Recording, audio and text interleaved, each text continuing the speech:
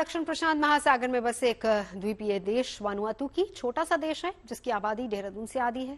ज्वालामुखियों, भूकंप और प्राकृतिक सुंदरता के लिए पर्यटन आकर्षण का केंद्र वानुआतू हाल ही में एक और वजह से चर्चा में है। वजह है भारत के भगोड़े व्यवसायी और आईपीएल के पूर्व चेयरमैन ललित मोदी। दरअसल उन्होंने यहाँ की नागरिकता ली और फिर वानुआतू के पीएम ने उनका पासपोर्ट रद्द करने का भी आदेश दिया। ऐसे में ये जानना अहम हो जाता है कि आखिर द्वीप देश वानुआतू में ऐसा क्या है, वो इतना महत्वपूर्ण क्यों है। देखिए।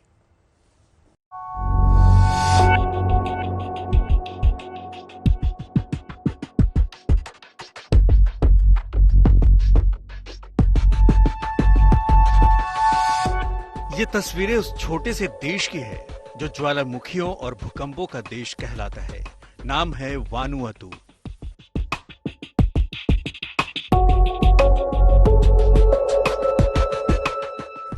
भारत में वानुआतू इन दिनों चर्चा के केंद्र में है, जिसकी वजह है आईपीएल के पूर्व चेयरमैन ललित मोदी। 7 मार्च को ये बात सामने आई कि भारत का पासपोर्ट सरेंडर करके ललित मोदी ने वानुआतू की नागरिकता ली है। 10 मार्च यानी कल एक्स पर ललित मोदी ने एक ट्वीट किया और वानुआतू की तस्वीरें डालते हुए, जिसमें वो खुद भी मौजूद हैं, इस देश को स्वर्ग से सुंदर बताया और सबको यहाँ घूमने की सलाह भी दे डाली। लेकिन ललित मोदी की ये खुशी ज्यादा देर नहीं टिकी, क्योंकि वानुआतू के पीएम ने उनका पासपोर्ट रद्द करने के आदेश दे डाले।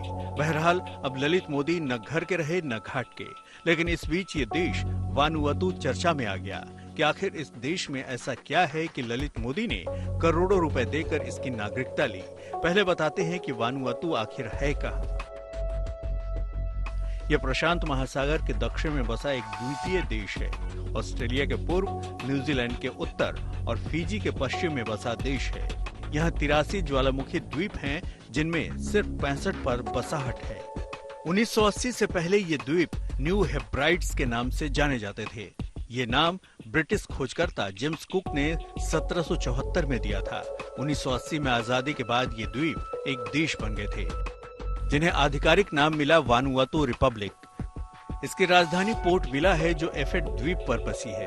800 सालों से फट रहा माउंट यासूर ज्वालामुखी इसकी पहचान है। देश का कुल एरिया 12,199 वर्ग किलोमीटर है। वानुआतू की कुल आबादी 3,30,000 है, यानी हमारे देहरादून से भी आधी। इसके द्वीपों में 100 से अधिक स्वदेशी भाषाएं बोली जाती हैं।